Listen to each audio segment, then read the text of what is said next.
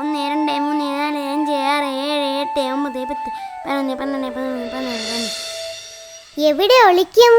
നമുക്ക് ആ മരത്തിന്റെ പുറകിൽ ഒളിച്ചാലോ? ഏയ്, അത് വേണ്ട. നമ്മൾ രണ്ടുപേരും കൂടി ഒരു സ്ഥലത്ത് ഒളിച്ചാൽ അവൻ രണ്ടുപേരെയും ഒരുമിച്ച് കണ്ടുപിടിക്കും. ഒരു കാര്യം ചെയ്യാം, നീ അവിടെ ഒളിച്ചോ, ഞാൻ വേറൊരു സ്ഥലം കണ്ടുപിടിക്കാം. ശരി, എന്നാൽ ഞാൻ അവിടെ ഒളിക്കാം. ഇനി ഞാൻ എവിടെ ഒളിക്കും?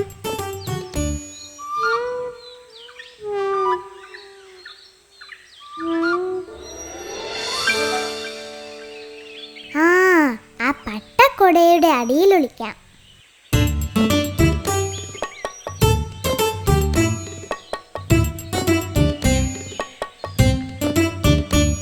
ഇതിന്റെ അടിയിൽ ഇരുന്നാൽ ആരും കണ്ടുപിടിക്കില്ല. 95 96 97 98 100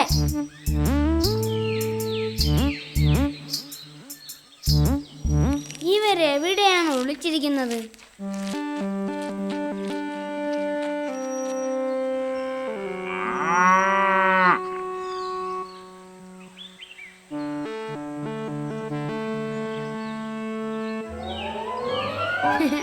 അമ്പടി കള്ളി, ഇതിനകത്തൊളിച്ചാൽ ഞാൻ കണ്ടുപിടിക്കില്ലെന്ന് വിചാരിച്ചല്ലേ?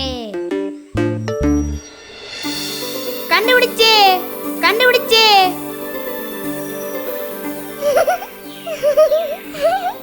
ഇനി ഈ ഗോപി എവിടെയാണ് ഒളിച്ചിരിക്കുന്നതെന്നൊന്ന് നോക്കട്ടെ.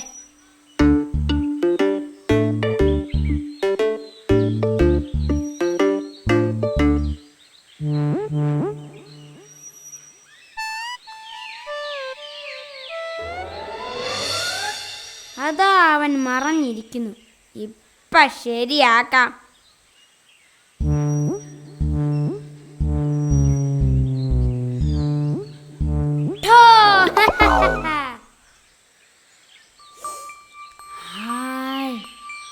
ഹായ്, അടുക്കളയിൽ നിന്ന് നല്ല ഉണ്ണിയപ്പത്തിന്റെ മണം വരുന്നല്ലോ. ശരിയാ, വാ നമുക്ക് പോയി കഴിക്കാം. വിശന്നിട്ടു വയ്യ.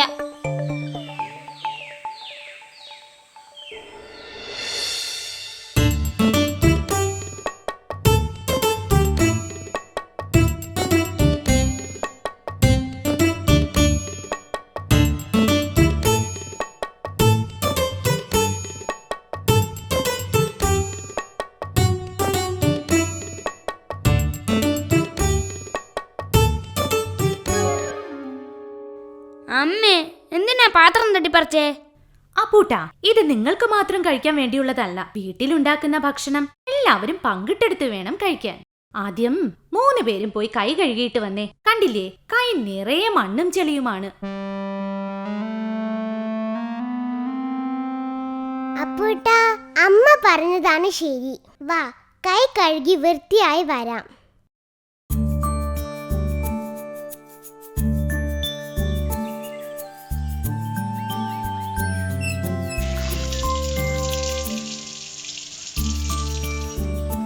വാ, ഇനി പോയി ഉണ്ണിയപ്പം കഴിക്കാം.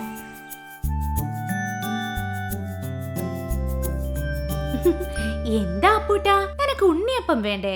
ഇപ്പൊ ക്ലീൻ. ആഹാ, അപ്പുണ്ണി മിടുക്കനായല്ലോ. അപ്പ ഞാനോ? നീയും മിടുക്കൻ തന്നെ. അപ്പ ഞാനോ? നീ പണ്ടേ മിടുക്കിയല്ലേ.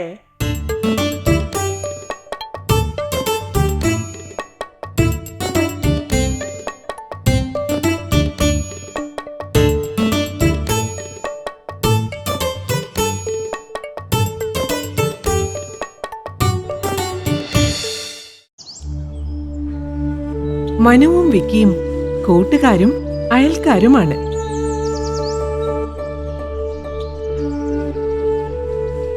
കറങ്ങി നടന്ന് കാഴ്ചകൾ കാണുക രണ്ടുപേരുടെയും ഇഷ്ടവിനോദമാണ്.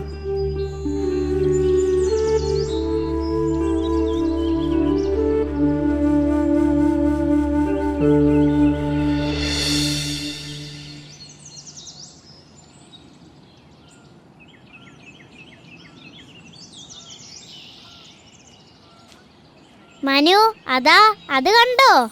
അതാണ് ഞാൻ പറഞ്ഞ അമ്പൽക്കുളം. വിക്കി, നീ ആള് കൊള്ളാലോ. ഈ സ്ഥലമൊക്കെ നീ എങ്ങനെ കണ്ടുപിടിച്ചു? അതോ, മുമ്പൊരു ദിവസം ഞാൻ അച്ഛന്റെ കൂടെ ബൈക്കിൽ ഇതുവഴി പോയിരുന്നു. അന്നേ ഞാൻ നോക്കി വെച്ചതാ. എന്തായാലും കൊള്ളാം, അടിപൊളി. ഇത്ര മീനുകൾ! ഓ, എന്തൊരു ഭംഗിയാണ് അതിനെ കാണാൻ. പല നിറത്തിലുള്ള മീനുകൾ നമ്മളെപ്പോലെ തന്നെ ഓടിച്ചാടി കളിക്കുന്നു.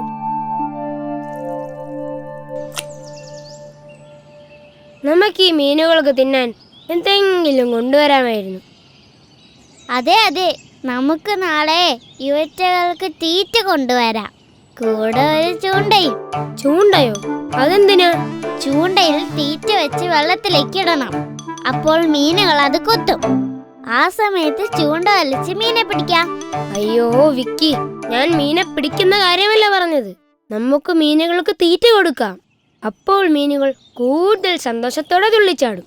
മനു, ഈ മീനുകൾ ഇവിടെ ഇങ്ങനെ തുള്ളിച്ചാടിയിട്ട് നമുക്കെന്ത് കാര്യം? ഇതിനെ പിടിച്ച് വീട്ടിൽ ഫിഷ് ടാങ്കിൽ കൊണ്ടുപോയി ഇടാം. അതൊന്നും വേണ്ട വിക്കി. നീ പേടിക്കാതിരി. ഒരു കാര്യം ചെയ്യാം, ചൂണ്ടൊന്നും വേണ്ട. മീൻ പിടിക്കാനേ ഒരു ചെറിയ വല തന്നെ കൊണ്ടുവരാം. വേണ്ട വേണ്ട, നമുക്കെന്നും ഇവിടെ വന്ന് ഈ കുളത്തിന്റെ ഭംഗിയും നിറമുള്ള മീനുകളെയും എല്ലാം കണ്ട് ആസ്വദിച്ച് തിരിച്ചു പോവാം. ഞാൻ എന്തായാലും നാളെ വലയും കൊണ്ടുവന്ന് മീനിനെ പിടിക്കും. നീ ഇവിടെ ചുമ്മാതിരുന്ന് ഞാൻ മീൻ പിടിക്കുന്നത് കണ്ട് ആസ്വദിച്ചോ. അപ്പൊ അതാണ് യവന്മാരുടെ മനസ്സിലിരിപ്പ്. പാവം മീനുകൾ ഇതൊന്നും അറിയാതെ അവന്മാരുടെ മുന്നിൽ തുള്ളിക്കളിക്കുന്നു. എങ്ങനെയെങ്കിലും മീനുകളെ ഈ വിവരം അറിയിക്കണം.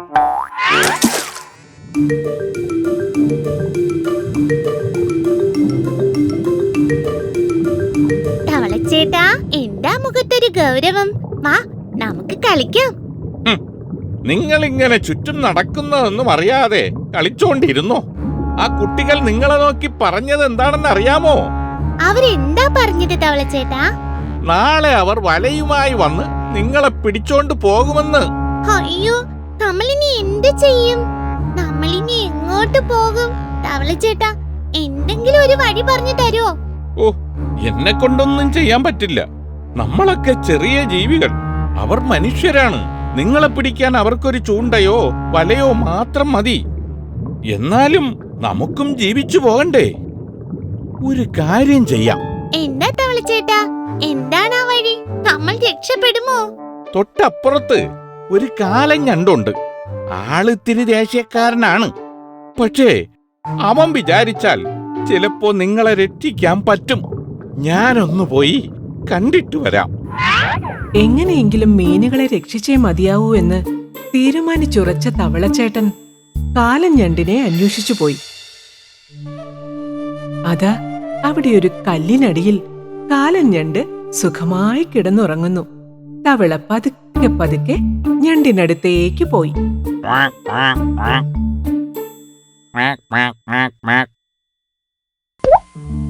എന്താടാ, ഉറങ്ങാനും സമ്മതിക്കില്ലേ? ഒരു സഹായം വേണം. ഇപ്പൊ സഹായിക്കാനൊന്നും പറ്റില്ല. നീ പോയി പിന്നെ വാ. ഇത്രയും ശക്തനായ കാലൻ ഞണ്ട് ഇവിടെ ഉണ്ടായിട്ടും ഇവിടത്തെ ജീവികൾക്ക് ഒരു ഉപകാരവുമില്ലല്ലോ. നീ എന്നെ അധിക്ഷേപിക്കുന്നു. കാര്യം പറ. അപ്പുറത്തെ ആമ്പൽക്കുളത്തില് ആ പാവം മീനുകൾക്ക് എന്തു പറ്റി? ഇതിൽ കൂടുതൽ എന്തു പറ്റാനാ ചേട്ടാ? ഇന്ന് 2 കുട്ടികൾ അവിടെ വന്ന് മീനുകളെ മൊത്തം പിടിച്ചുകൊണ്ട് പോകാൻ പദ്ധതിയിട്ടിരിക്കുന്നു. നമ്മൾ എന്തെങ്കിലും ചെയ്തില്ലെങ്കിൽ നമ്മുടെ ആമ്പൽക്കുളത്തിൽ ഒരു മീൻ പോലും ബാക്കിയുണ്ടാവില്ല. നാളെ അവർ വലയുമായി വരും. സംഗതി കുറച്ച് കടുപ്പമാണ്. അപ്പോ എന്തു ചെയ്യും? എന്തെങ്കിലും ചെയ്യാതെ പറ്റില്ല. നമ്മുടെ ഒപ്പമുള്ളവരെ എന്തു വില കൊടുത്തു നമ്മൾ രക്ഷിക്കണം. നീ ഒരു കാര്യം ചെയ്, ആ മീനുകളോട് പോയി സമാധാനമായി ഇരിക്കാൻ പറ. ഞാൻ നാളെ വന്ന് ആ കുട്ടികൾക്കൊരു പണി കൊടുക്കാം.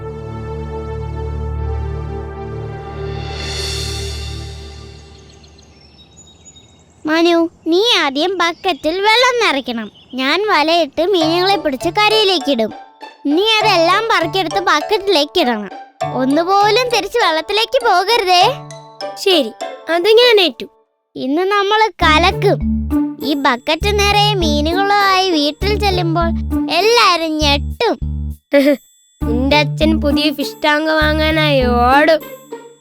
കുറെ എണ്ണത്തിന് നീ നിന്റെ വീട്ടിലേക്കും കൊണ്ടുവയ്ക്കോ. നമ്മുടെ കൂട്ടുകാർക്കും കുറച്ച് കൊടുക്കാം. ഓ, അവന്മാരിങ് എത്തിയല്ലോ. ഞാനൊരു പണി ഒപ്പിക്കാം. നീ ഇവിടെ ഇരിക്കും.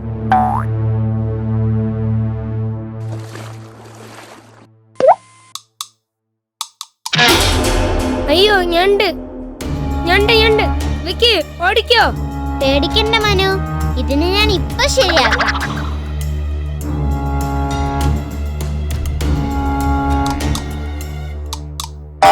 അയ്യോ അയ്യോ. അങ്ങനെ മീനുകൾ ഒരു വലിയ ആപത്തിൽ നിന്നും രക്ഷപ്പെട്ടു. തവളച്ചേട്ടന്റെ സമയോചിതമായ ഇടപെടലും ഞണ്ടിന്റെ ശക്തിയും ധൈര്യവും എല്ലാം ഒരുമിച്ച് ചേർത്ത് അവരാ അപകടത്തെ വിജയകരമായി നേരിട്ടു. അവരുടെ ഒത്തൊരുമിച്ചുള്ള ഈ ചെറുത്തുനിൽപ്പിൽ പേടിച്ചുപോയ മനുവും വിക്കിയും പിന്നീട് ഒരിക്കലും ആ വഴിക്ക് വന്നില്ല.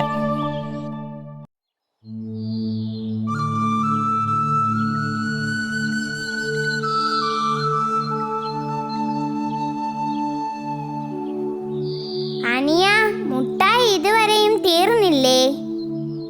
ഇല്ല അപ്പുച്ചേട്ടാ. ഹോ, ഞാൻ മുട്ടായി ആദ്യമേ തിന്നണ്ടായിരുന്നു. കിട്ടുണ്ണി, നിന്റെ മുട്ടായിയുടെ പാതി എനിക്ക് തരാമോ? ഇല്ല, ഞാൻ തരില്ല.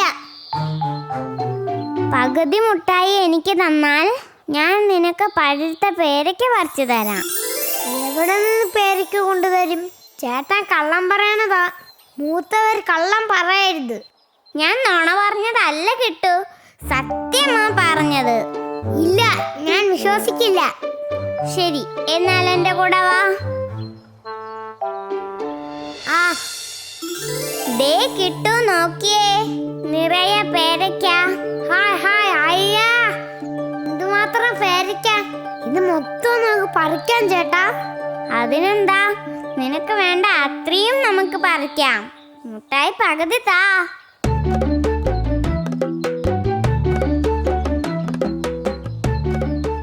ദേ നോക്ക് കിട്ടു, ഒരു തത്ത. പേരമരത്തിലൊരു തത്ത. ശരിയാണല്ലോ, എന്ത് ഭംഗിയുള്ള തത്ത. ഹായ് ഹായ്, നമുക്കതിനെ പിടിക്കാൻ പൂച്ചേട്ടാ.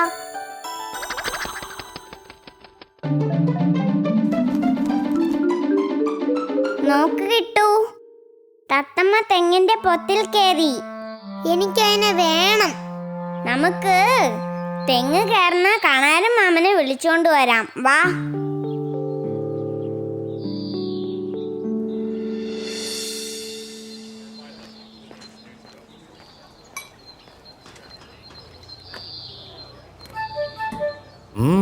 എന്താ മക്കളെ? അത് ഞങ്ങൾക്കൊരു തത്തയെ പിടിച്ചു തരാമോ? തത്തയോ? അയ്യോ, ഞാനിപ്പോ എവിടെ നിന്ന് തത്തയെ പിടിച്ച് തരാനാ മക്കളെ? തത്ത ഒരിടത്തുണ്ട്, ഞങ്ങളുടെ കൂടെ വന്നാ മതി. വരാം. എവിടെ വരേണ്ടത്? കിട്ടുണ്ണിയും അപ്പുണ്ണിയും കൂടി കണാരമ്മാമനെയും കൊണ്ട് പേരമരത്തിന്റെ അടുത്തേക്ക് നടന്നു. കിട്ടുണ്ണി തൊട്ടടുത്തുള്ള മണ്ടയില്ലാത്ത തെങ്ങിനെ ചൂണ്ടി പറഞ്ഞു, ആ തെങ്ങില തത്ത ഉള്ളത്.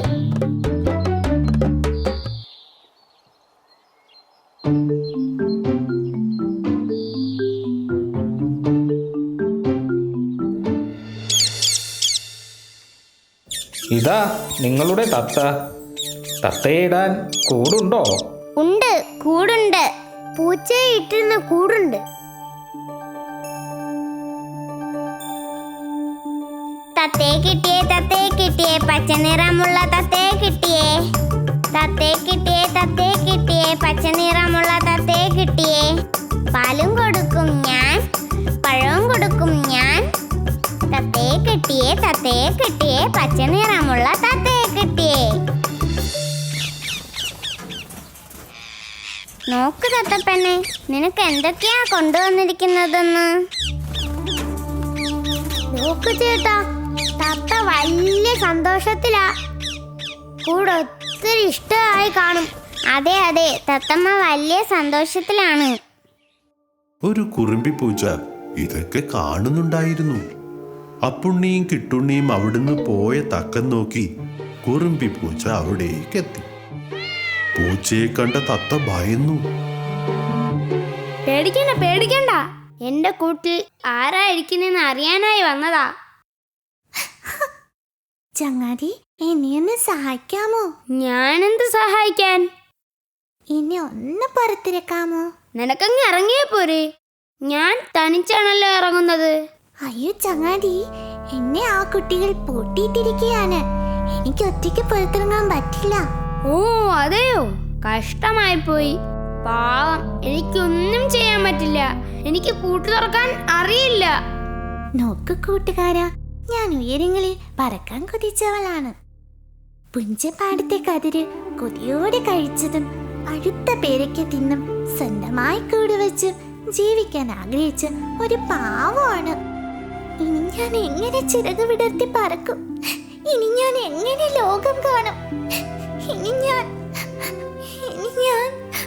ശരി, വേണേൽ ഞാനൊരു സൂത്രം പറഞ്ഞു തരാം.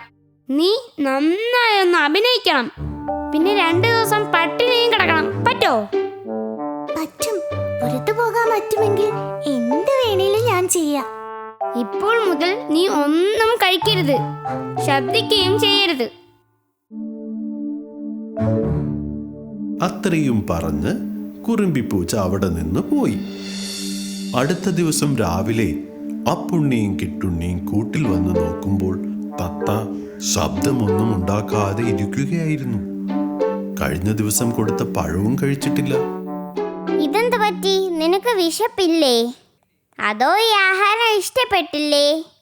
ശരി, വേറെ തരാം. അപ്പുച്ചേട്ടാ, തത്തമ്മ ഒന്നും തിന്നണില്ലേ? ഇല്ല കിട്ടു, അതിന് വയ്യായിരിക്കും.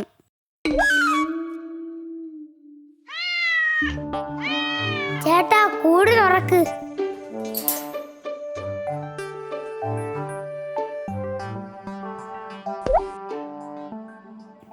അയ്യോ കിട്ടു, നമ്മുടെ തത്ത.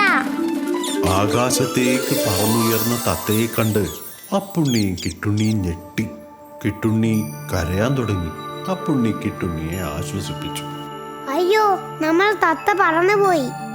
അയ്യോ, അത് പൊയ്ക്കോട്ടെ കിട്ടു. അതിന് പുറത്ത് ജീവിക്കാനായിരിക്കും ഇഷ്ടം. അത് പൊയ്ക്കോട്ടെ.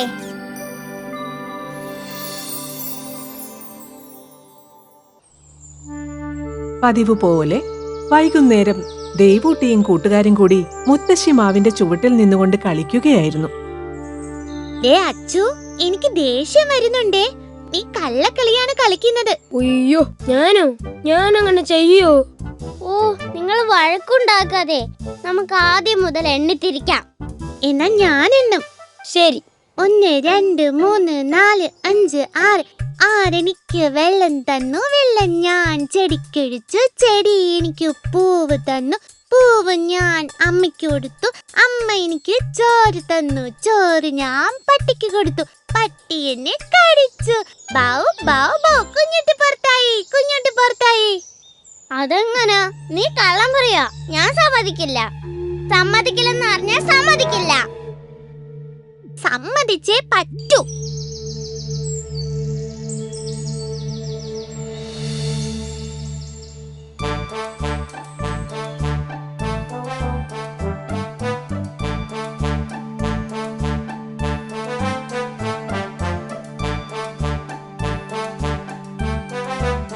നിങ്ങൾ വഴക്കുണ്ടാക്കിക്കോ, അപ്പോഴേക്ക് ഞാനിത് നിന്ന് തീർക്കാം.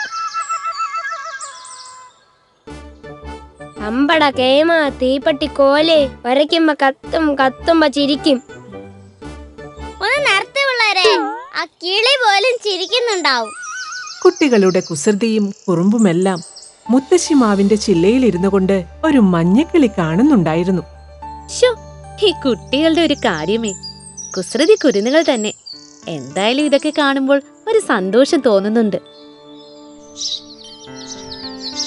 നാളെ നിങ്ങളും ആ കുട്ടികളെ പോലെ പിണങ്ങുകയും ഇണങ്ങുകയും ഒക്കെ ചെയ്യും. അതും ഞാൻ കണ്ട് സന്തോഷിക്കും.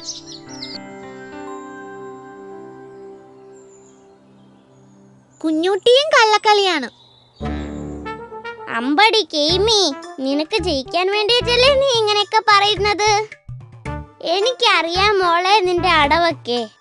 ഞാനോ? ഞാൻ എന്തിനാ കള്ളം പറഞ്ഞ് നിങ്ങളെ പുറത്താക്കുന്നത്? എനിക്ക് അല്ലാതെ ജയിക്കാൻ അറിയാം. നിങ്ങൾ ആദ്യം അതൊന്ന് തിന്നറക്ക്, വേണ്ടെങ്കി എനിക്ക് തന്നേക്ക്. എടാ, നീയല്ലേ ഇത് കൊണ്ടുവന്നത്, എന്നിട്ട് നീ തന്നെ ചോദിക്കുന്നു.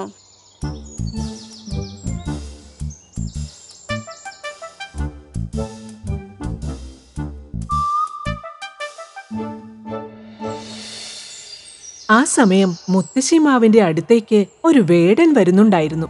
അയാൾ ചുറ്റും സൂക്ഷ്മമായി നിരീക്ഷിക്കുന്നുണ്ടായിരുന്നു. ആഹാ, ഇതൊരു നല്ല സ്ഥലം തന്നെ. ഇവിടെ എന്തായാലും പക്ഷികളുണ്ടാവും.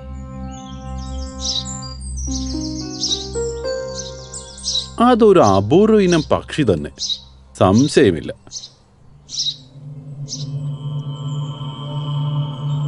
ഇത് തന്നെ തക്കം. പക്ഷികൾ ഇപ്പോഴാ കുട്ടികളെ നോക്കിയിരിക്കുകയാണ്.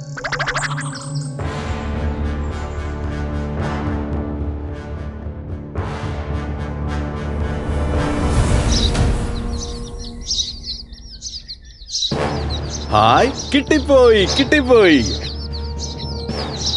അയ്യോ നോക്കിക്കേ, ദേണ്ടൊരു വേടൻ.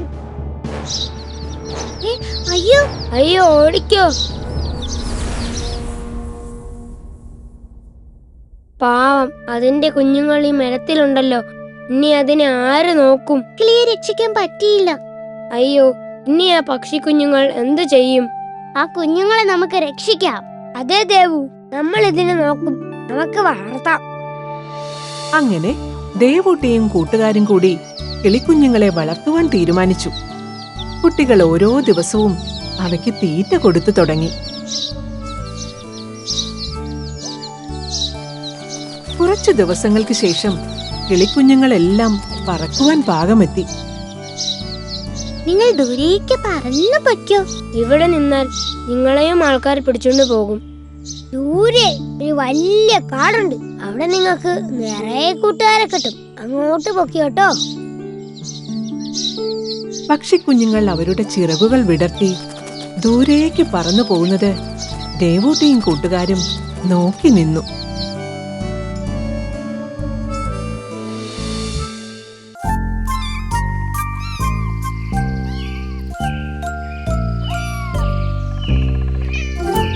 ചിന്നു, സൂക്ഷിച്ച്, അവന്റെ മാന്തല് കിട്ടാതെ നോക്കണേ. ആ അമ്മേ. അങ്ങനെ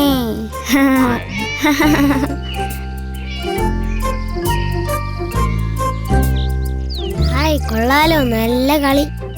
ഒന്ന് പോയി നോക്കിയാലോ, എന്നെയും കൂട്ടുമായിരിക്കും. അവരുടെ രസകരമായ കളിയും തന്റെ വിശപ്പും കാരണം നായ്ക്കുട്ടി ഗേറ്റ് കടന്ന് വീടിന്റെ മുറ്റത്തേക്ക് മാലാട്ടിക്കൊണ്ട് ചെന്നു.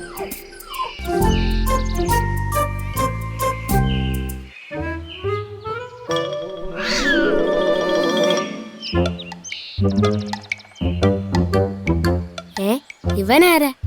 മുമ്പെങ്ങും ഇവിടെ കണ്ടിട്ടില്ലല്ലോ. എനിക്ക് വരാവോ?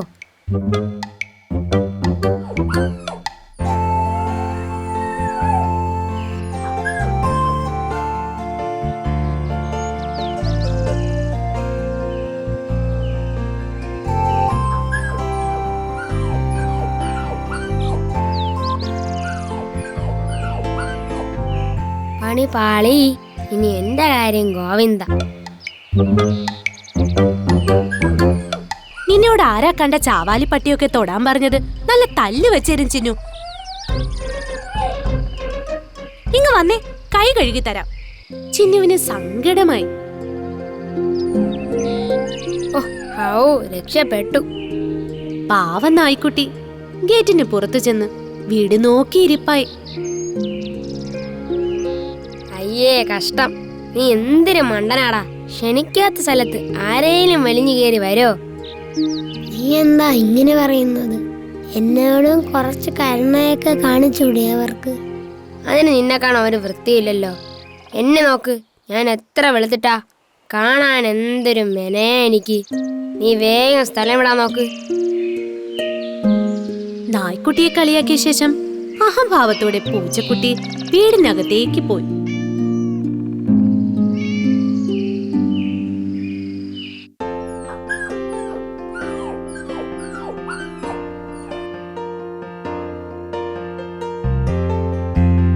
ചിന്നുവിനെ കണ്ട നായ്ക്കുട്ടി സ്നേഹത്തോടെ വാലാട്ടി എഴുന്നേറ്റ് നിന്നു. അത് കണ്ട ചിന്നുവിന് എന്തെന്നില്ലാത്ത സന്തോഷവും. നായ്ക്കുട്ടാ വാ, നിനക്ക് വിശക്കുന്നുണ്ടോ? ഇതെല്ലാം ഒളി കണ്ടിട്ട് നോക്കിക്കൊണ്ടിരുന്ന പൂച്ചക്കുട്ടി ചിന്നുവിന്റെ പിന്നാലെ കൂടി. ചേടാ, ഇത് വലിയ പൊല്ലാപ്പായല്ലോ. ഇനി എന്തൊക്കെ സംഭവിക്കുമോ ആവോ.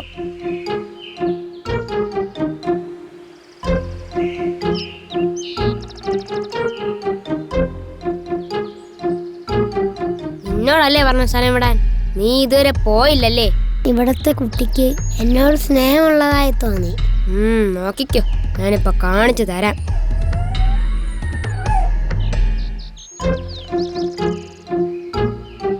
നീ വയറ് നിറച്ച് കഴിച്ചോളൂ കേട്ടോ.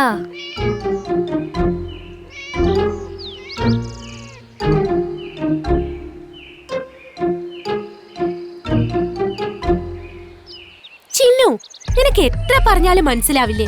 വല്ല അസുഖം വരുത്തി വെക്കും. അങ്ങനെ തന്നെ വേണം. എന്നോട് കളിച്ചാൽ ഇങ്ങനെ ഇരിക്കും.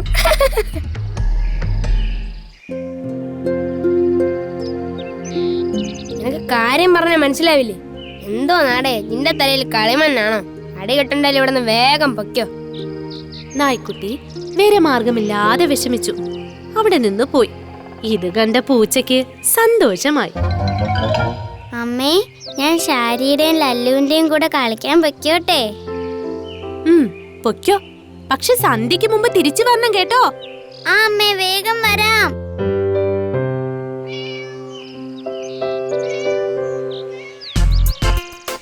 ഞാനെണ്ണ, നിങ്ങൾ വിളിച്ചോ. 1 2 3 4 5 6 7 8 9 10. അയ്യോ അയ്യോ, ആ അമ്മേ, അയ്യോ അയ്യോ ചിന്നു. അയ്യോ ചിന്നു, എനിക്ക് പേടിയാവുന്നു. കുഴിയിൽ നിന്നും കയറാൻ കഴിയാതെ ചിന്നു കരയാൻ തുടങ്ങി. അയ്യോ, നമുക്ക് വീട്ടിൽ പോവാം. ഓടിക്കോ. അമ്മേ. അങ്ങനെ കൂടെയുണ്ടായിരുന്ന കൂട്ടുകാരും ഓടി രക്ഷപ്പെട്ടു. അയ്യോ,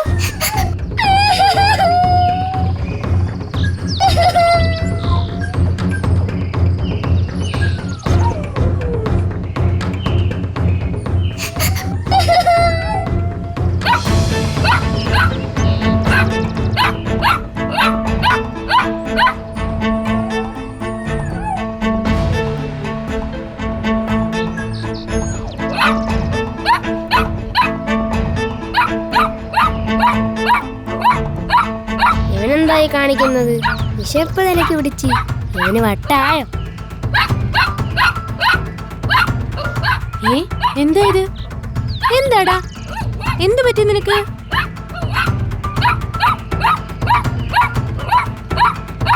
എന്തോ ഉണ്ട്, ഇല്ലെങ്കിൽ ചിന്നുന്റെ അമ്മ പറകെ പോവില്ല.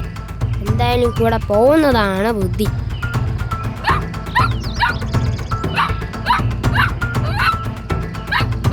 അമ്മേ, അമ്മേ, അയ്യോ അമ്മേ.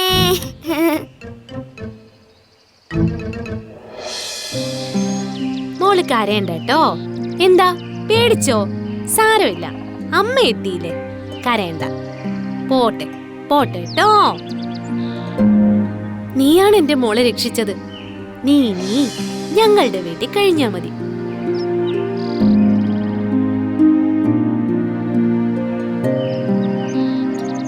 പൊന്നു മുതൽ ഇവനും വീട്ടിലുണ്ടാകും. നേരത്തെ അവനെ പരിഹസിക്കണ്ടായിരുന്നു. ശേ, ആകെ ചമ്മലായല്ലോ.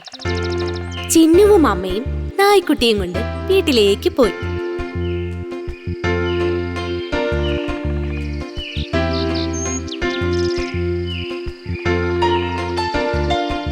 കൂട്ടുകാരാ, ഞാൻ നേരത്തെ എന്തൊക്കെയോ നിന്നോട് പറഞ്ഞു. അതൊന്നും മനസ്സിൽ വെച്ചേക്കല്ലേ പ്ലീസ്. വിവരദോഷികൾ പറയുന്നതും കാണിക്കുന്നതും ഞാൻ കണക്കിലെടുക്കാറില്ല.